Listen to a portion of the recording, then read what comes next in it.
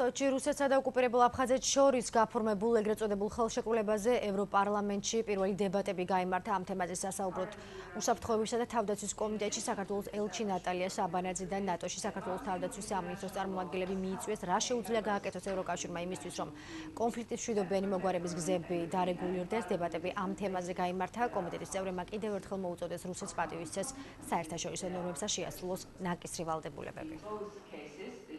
დღესდღეობით რუსეთს ყავს საკმარისი სამხედრო ძალა ოკუპირებულ ტერიტორიებზე, რომ სამხედრო აგრესია განახორციელოს საქართველოს წინააღმდეგ.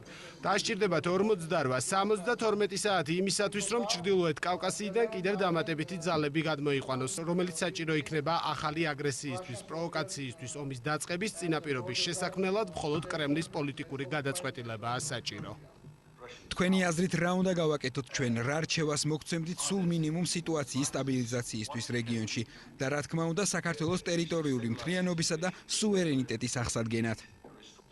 არაფერი ახალი არ არის, უბრალოდ ახალი ეტაპია რუსული აგრესიის. ეს არის რუსული სტრატეგიის ნაწილი, ახალი კონფლიქტების შექმნის, რუსეთს სურს შექმნას საფუძველი შეიარაღებული ძალების ჩართვის და მათი გამოყენებისთვის, რათა სრული კონტროლი დაამყაროს იმ რეგიონებში, რომლებიც ოკუპირებული აქვს. ამას აკეთებს ყველა ვალდებულების დარღვევით საერთაშორისო კანონმდებლობის უგულებელყოფით.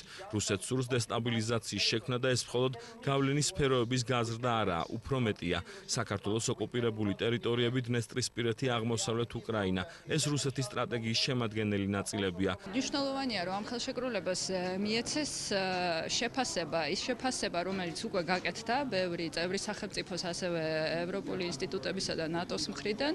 ეს შეფასება უნდა გამყარდეს, ამას სჭირდება ასევე ევროპარლამენტის მხრიდან თავისი პოზიციის დაფიქსირება. ევროპარლამენტი როგორც წესი კიდევ უფრო მკაფიო და გახსნილია ხოლმე თავისი, ესე ვთქვათ, გზავნილების ჩამოყალიბებაში.